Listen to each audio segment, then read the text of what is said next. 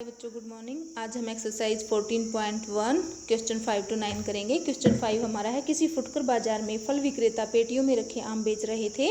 इन पेटियों में आमों की संख्याएं भिन्न भिन्न थी। पेटियों की संख्या के अनुसार आमों का बंटन निम्नलिखित था। आमों की संख्या 50 से 52 है, ऐसी पेटियां 15 हैं। 53 से 55 है, ऐसी पेटियां 110 हैं। 56 से 58 है, ऐसे 135 हैं। इस प्रकार हमें दे रखा है। तो हम एक चीज़ देख रहे हैं यहाँ पर कि जो वर्ग अंतराल हमें दे रखे हैं वो कंटिन्यूअस नहीं है। जैसे ये 50 से 52, तो अगला 52 से 55 होना चाहिए था, फिर 55 से ऐसे नहीं है। तो जब हमें वर्ग अंतराल कंटिन्यूअस नहीं दे रखे हैं तो हम उनको पहले कंटिन्यूअस बनाएंगे। और उसको बनाने का मेथड है कि निम्न सीमा में से, उस वर्ग अंतराल की निम्न सीमा में से हम 0.5 घटाएंगे और उच्च सीमा में 0.5 ऐड करेंगे। जैसे कि 50 में से 0.5 घटाएंगे यानी कि आधा, तो 49.5 बचेगा। और इसमें 0.5 ऐड करेंगे तो 52.5। इसी तरह इसमें से घटाएंगे तो ये 52.5 हो जाएगा और इसमें ऐड करेंगे 55.5। इसी तरह हम करते जाएंगे। 62 में से आधा घटाएंगे तो 61.5 और ये 64.5 हो जाएगा। तो ये हमारे अब डाटा है। वर्ग अंतराल हम ये लेंगे क्वेश्चन को सोल्व करने के लिए। ये हमारे FI हैं। तो क्वेश्चन 5 करते हैं। सबसे पहले हम क्या करते हैं, XI निकालते हैं। जब भी हमारा माध्य का कोई भी सवाल हो और हम किसी भी मेथड से कर रहे हैं, चाहे वो प्रत्यक्ष विधि है, पग विचलन है या कल्पित विधि है, तो हम XI निकालते हैं। तो XI क्या होता है, दोनों को ऐड करेंगे, निम्न सीमा और उच्च सीमा को, निम्न सीमा और उच्च सीमा को ऐड करेंगे, उसको हाफ से डिवाइड करेंगे। तो हमने देखो यहाँ पर आधा घटाया था और आधा ऐड किया था, तो इनका भी हाफ करेंगे तो ही कोई फर्क नहीं पड़ेगा। और यहाँ वैसे तो हमें जो हमारे वर्ग अंतराल कंटिन्यूअस हैं उनको ऐड करके आधा करना है। तो यहाँ आप ऐड करोगे 49.5 और 52.5, तो ये हमारा हो जाएगा 102। 102 का हाफ होता है 51। और अब आप देख रहे हैं कि इन सभी में 2-2 का डिफरेंस है, तो 3-3 का डिफरेंस है, सॉरी 3-3 का डिफरेंस है। तो 3 ऐड करेंगे 54, 3 ऐड करेंगे 57, 3 ऐड करेंगे 60, 3 ऐड करेंगे 63। और हम इसको पग विचलन विधि से करते हैं। तो पग विचलन विधि में भी पहले हमें स्टेप कल्पित विधि वाले ही करने हैं। तो इसमें हम 2 ऊपर के डाटा छोड़ देते हैं, 2 नीचे के। तो ये हमारा कल्पित माध्य है। तो A का मान मेरा कितना हुआ, 57। और हम निकालेंगे DI क्या होगा, XI माइनस A। और जैसा कि मैंने बताया था, जिसको आपने एज्यूम्ड मीन माना है, कल्पित माध्य माना है, सबसे पहले उसकी सीध में 0 लगाएंगे, फिर ऊपर माइनस लगाएंगे। अब आपको कुछ भी नहीं सोचना कि मेरे नंबर प्लस का बचेगा या माइनस का। अब आप सीधा लिख सकते हैं 57 माइनस 51 6, 57 माइनस 54 3, और यहाँ 60 माइनस 57, बड़े में से छोटा घटा सकते हैं वैसे सिंबल लगाने के बाद, या फिर आप फॉर्मूला से कीजिए DI क्या होगा XI माइनस A, तो भी यही आएंगे 3 और 6। अब इसको देखो, पग विचलन विधि से हमें करना है। हम कर रहे हैं पग विचलन विधि, स्टेप डेविएशन मेथड। तो इसमें अब क्या करेंगे, 0 से ऊपर जो नंबर है 3 मैक्सिमम ऐसा होगा। 3 से देखो 3 1 जा 3, 3 2 जा 3 से सारी संख्याएं भाग हो रही हैं। तो मैंने H की वैल्यू H बराबर 3 लिया है और मैं UI निकालूंगी। UI क्या होगा, DI की जो कीमत है उसको H से भाग देने पर, यानी कि जो DI की कीमतें आई हैं इस लाइन में उसको H से भाग लेंगे। और H मैंने लिया है 3। तो इसमें भी ऐसे ही करेंगे, इसकी सीध में पहले 0 लगाएंगे और ऊपर माइनस लगा लेंगे और सिर्फ H की वैल्यू से डिवाइड कर देंगे। 3 से करेंगे, 3 एकम 3, 3 दूनी 6, 3 एकम 3, 3 दूनी 6। अब UI की कीमत की और FI की कीमत की है, हमेशा FI के साथ गुणा होगी। तो FI UI मल्टीप्लाई करेंगे। तो इस आगे हम ऐसा ही करते जाएंगे, इसकी सीध में 0, यहाँ माइनस माइनस। अब सीधा मल्टीप्लाई कर सकते हैं बगैर माइनस और प्लस के साइन के सोचे। 15 की और 2 की 30, 110 की और 1 की 110, 115 की और 1 की 115, 25 की और 2 की 50। अब हम इनका टोटल कर लेंगे। तो इनका आया है माइनस के 140 और इनका टोटल आया है 165। तो जो बड़ी नंबर है हमारा वो प्लस का है, इसलिए सिग्मा FI UI है जो हमारा वो प्लस का बचेगा, यानी कि 25।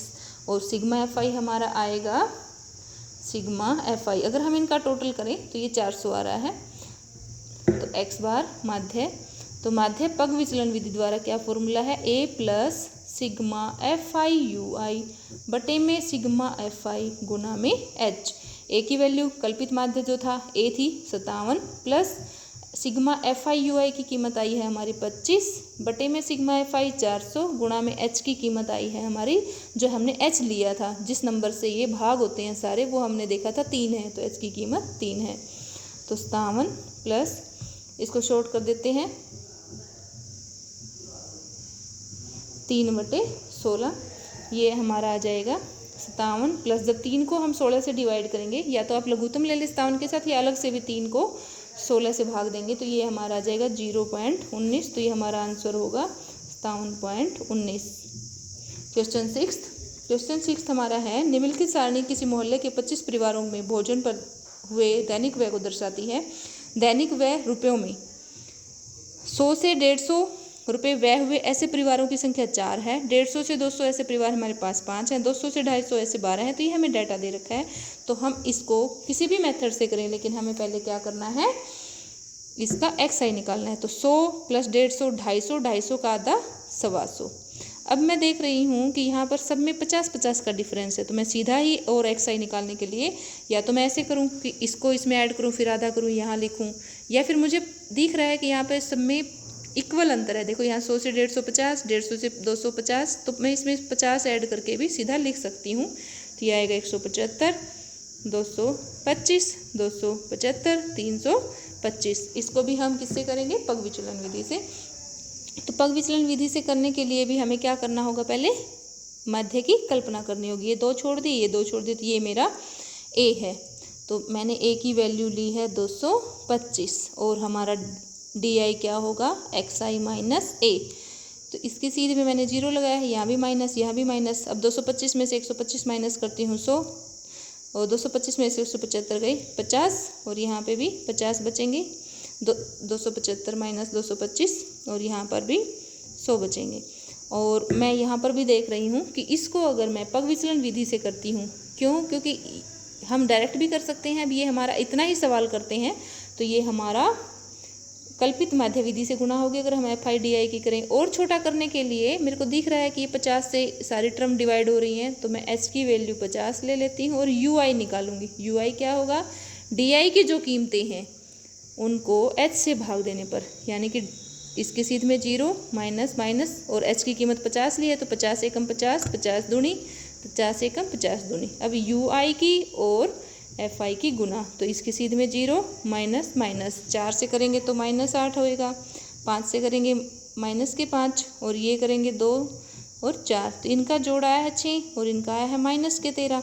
तो माइनस का नंबर बड़ा है, तो इनका टोटल कितना आ जाएगा, सिग्मा एफ आई यू आई, 13 में से 6 गए, 7 बचेंगे लेकिन माइनस के। और सिग्मा एफ आई हमारा कितना आया है, 25 है, ये 12 और 4 16 और 9 25। तो पग विचलन विधि द्वारा लिखेंगे हम, विधि द्वारा x बार बराबर है a plus sigma F I U I बटे में सिग्मा एफ आई गुना में h।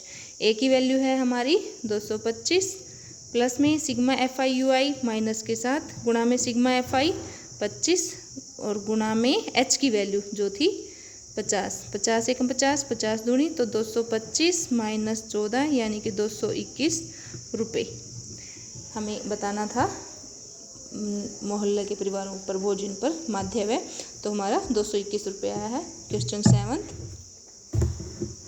7 हमारा है, वायु में सल्फर डाइऑक्साइड SO2 की सांद्रता को ज्ञात करने के लिए एक नगर के 30 मोहल्लों में आंकड़े एकत्रित किए गए, जिन्हें नीचे प्रस्तुत किया गया है। और वायु में SO2 की सांद्रता का माध्य ज्ञात कीजिए। क्वेश्चन 7 हम करेंगे, देखते हैं। पहले तो एक्स आई निकालते हैं। एक्स आई क्या होगा, इसका जोड़ 0.00 प्लस 0.04, 0.04, इसका आधा करें तो ये आएगा 0.02, यानी कि फर्स्ट हमारा एक्स आई की वैल्यू है 0.02। अब मुझे दिख रहा है कि 0.02 का ही डिफरेंस है, इसमें कितना डिफरेंस है, 0.04 का, तो 0.04 इसमें ऐड करती हूँ तो ये मेरा हो जाएगा 0.06, 0.10, 0.14, 0.18, 0.22। और इसका अब हम इसको डायरेक्ट मेथड से भी कर सकते हैं अगर यहीं पे मल्टीप्लाई करेंगे तो। और इसको अगर हम और शॉर्ट करना चाहें तो हम इसका डी निकाल लेते हैं। डी क्या होएगा, एक्स आई माइनस ए, और ए क्या होता है हमारा कल्पित माध्य है। तो यहाँ पर 2 छोड़े हैं हमने, यहाँ पर 2 छोड़े हैं। अब इन दोनों में से किसी को, जब देखो ये आंकड़े 6 हैं 8 हैं, तो हम किसी एक नंबर को मध्यमान नहीं सिलेक्ट कर सकते, तो उन दोनों में से किसी एक को ले लेते हैं। मैं इसको ले लेती हूँ ए, तो मेरा एज्यूम्ड मीन है 0.10। तो इसकी सीध में मैंने 0 लगाया, यहाँ पर माइनस, यहाँ पर माइनस। तो अब माइनस करती हूँ 0.10 से 0.10 से 0.02, तो यह आएगा 0.08, 0.04, 0.04, 0.08, 0.12। तो ये हमारा डी है। और हम अब इनकी डायरेक्ट मल्टीप्लाई करें तो भी कुछ ज़्यादा बड़ी मेरे ख्याल से नहीं है, तो हम यहाँ इसको कर लेते हैं कल्पित माध्य विधि से। कल्पित माध्य विधि, तो कल्पित माध्य विधि में हम सीधा डी की और एफ की गुणा कर देते हैं, डी एफ आई। तो इसकी सीध में हम 0 लगाएंगे, माइनस माइनस। अब 4 को 0.08 से करें तो 0.32, 0.36 और 0.08, 0.08, 0.32, 0.24। और हमने इनका टोटल किया तो आया 0.64, बल्कि 0.64 बोलेंगे इसको। डेसिमल के बाद वाले डिजिट एक एक बोले जाते हैं, और इसको बोलेंगे 0.68। तो हमारा यहाँ बचा, क्योंकि माइनस का नंबर है वो बड़ा है 0.68, तो ये हमारा बचेगा sigma D I F I minus का 0.04, और सिग्मा एफ आई की हमारा टोटल है 30। तो एक्स बार कल्पित माध्य विधि से कर रहे हैं तो क्या होगा, A plus sigma F I D I बटे में सिग्मा एफ आई, यानी कि ए का मान था हमारा, कल्पित माध्य माना था हमने 0.10 plus sigma F I D आई की वैल्यू है माइनस के 0.04 डिवाइड बाय 30। तो 0.10 माइनस में 0.04 डिवाइड बाय 30, ये हमने सोल्व किया तो 0.10 माइनस 0.0013, ये आप करेंगे तो ये आंसर आएगा 0.0987 अप्रोक्सीमेट। जब डेसिमल का कोई भी आंसर हो तो आप उसको साथ लगभग लिख सकते हैं, क्योंकि डेसिमल पॉइंट वेरी कर सकते हैं। क्वेश्चन 8 हमारा है, किसी कक्षा अध्यापिका ने पूरे सत्र के लिए अपनी कक्षा के 40 विद्यार्थियों की अनुपस्थिति निम्नलिखित रूप में रिकॉर्ड की। एक विद्यार्थी जितने दिन अनुपस्थित रहा उनका माध्य ज्ञात कीजिए। दिनों की संख्या हमें दी है और संख्या दी है, तो 0 से 6 दिन एब्सेंट रहा, ऐसे 11 बच्चे थे, 6 से 10 दिन ऐसे, ये हमें डाटा दिया गया है। और हमें क्या निकालना है कि एक विद्यार्थी जितने दिन अनुपस्थित रहा उनका माध्य ज्ञात कीजिए। तो सबसे पहले हम एक्स आई निकालेंगे, तो 0 + 6, 6 आधा 3। और यहाँ पर देखो डिफरेंस सेम नहीं है, यहाँ पर 6 की बढ़ोतरी है, या 6 से 10 में 4 का अंतर है, 10 से 14 में 4 का अंतर है, 14 से 20 में 6 का है, यहाँ 8 का है, यहाँ 10 का है, यहाँ 12 2 का है। तो हम क्या करेंगे, जहाँ अंतर समान नहीं है तो वहाँ 0 + 6 आधा किया 3, 6 + 10 आधा किया, 10 + 14 24 का आधा किया, 14 + 20 34 का आधा किया 17। तो इस तरह आधे करते जाएंगे, 24 33 और 39, ये हमारे एक्स आई के मान आए हैं। और हम इसको अब क्या करेंगे, एक्स आई तो हमारा आ गया, तो डायरेक्ट मल्टीप्लाई करेंगे तो प्रत्यक्ष विधि हो जाएगी। तो हम डायरेक्ट की बजाय इसको थोड़ा और छोटा कर लेते हैं, एक्स आई माइनस ए और ए माध्य मानेंगे। तो क्या है, 3 मान ये नीचे छूट गए, 3 ये, तो ए का मान मध्य में बचा है 17। तो ए का मान 17 है, इसकी सीध में हम 0 लगाएंगे, माइनस माइनस माइनस, और 17 में से 3 गए 14 9 और 5, और यहाँ हमारे बचेंगे 7 16 और 22। तो एफ आई डी आई, अब हम इसकी क्या करेंगे, इसको अगर हम कल्पित विधि से करना चाहते हैं तो सीधा एफ आई डी आई की गुणा करेंगे, क्योंकि देखो इसमें एच का मान कोई भी कॉमन नंबर नहीं है, तो ज़्यादा छोटा क्वेश्चन नहीं होगा। सिर्फ एक एच का मान 1 है, एक ही ऐसी संख्या जिससे ये सारी संख्याएं भाग हो रही हैं, तो इसलिए हम इसको कल्पित विधि से ही कर लेते हैं। तो F I D I 0 minus minus minus 11 की और 14 की गुणा आ जाएगी 154, 90 35, और ये 4 से 28 48, और ये आ जाएगी 22। तो माइनस की संख्याओं का टोटल है 279 और प्लस की संख्याओं का टोटल है 90। तो माइनस का नंबर बड़ा है तो सिग्मा FI DI कितना आएगा, माइनस में आएगा। और कितना आया, -81। तो हम इसको कर रहे हैं कल्पित विधि से। तो कल्पित विधि द्वारा माध्य क्या होगा, x बार, विधि का नाम भी लिख सकते हैं आप, कल्पित विधि द्वारा x बार बराबर है a plus sigma FI DI बटे में सिग्मा FI। a की वैल्यू है हमारी 17 प्लस सिग्मा FI DI की -181 बटे में सिग्मा FI। सिग्मा FI का अगर हम टोटल करें तो ये हमारा 40 है। सिग्मा FI तो डिवाइड बाय 40 यानी कि 17 माइनस 181 को 40 से भाग देंगे तो ये हमारा आएगा 4.5 लगभग, यानी कि 12.5 दिन लगभग हमारा आंसर है। जब डेसिमल में कोई भी उत्तर होता है तो आप उसके साथ लगभग लिख सकते हैं। लास्ट क्वेश्चन 9, निम्नलिखित सारणी 35 नगरों की साक्षरता